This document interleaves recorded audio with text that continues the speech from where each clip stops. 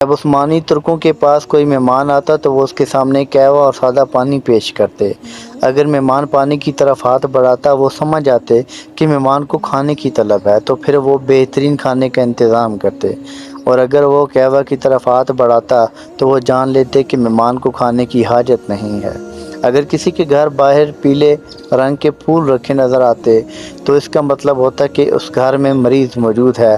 آپ اس مریض کی وجہ سے گھر کے باہر شور شرابہ نہ کریں اور عیادت کو آ سکتے ہیں۔ اور اگر گھر کے باہر سرخ پھول رکھتے ہیں تو یہ اشارہ ہوتا ہے کہ گھر میں بالغ لڑکی ہے، لہذا گھر کے آس پاس بازاری جملے نہ بولے جائیں۔ اور اگر آپ پیغام نکاح لانا چاہتے ہیں تو خوش آمدید۔ گھر کے باہر دو قسم کی ڈور بیل گھنٹی نما ہتھوڑے رکھے ہوتے ہیں، ایک بڑا اور ایک چھوٹا۔ اگر بڑا ہتھوڑا بجایا جاتا تو اشارہ ہوتا کہ گھر کے باہر مرد آیا ہے، لہذا گھر کا مرد باہر جاتا ہے، اور اگر چھوٹا ہتھوڑا بجتا تو معلوم ہوتا کہ باہر خاتون موجود ہے، لہذا اس کے استقبال کے لیے گھر کی خاتون دروازہ کھولتی۔ عثمانی ترکوں کے صدقہ دینے کا انداز بھی کمال تھا۔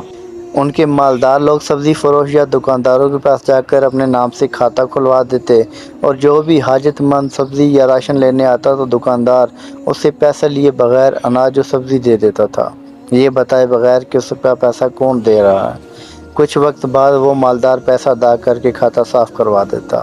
اگر کسی عثمانی ترک کی عمر 63 سال سے بڑھ جاتی اور اس سے کوئی پوچھتا کہ آپ کی عمر کیا ہے تو وہ نبی کریم صلی اللہ علیہ وآلہ وسلم سے حیا و ادب کرتے ہوئے یہ نہ کہتا کہ میری عمر 63 سال سے زیادہ ہو گئی ہے، بلکہ یہ کہتا بیٹا ہم حد سے آگے بڑھ چکے ہیں۔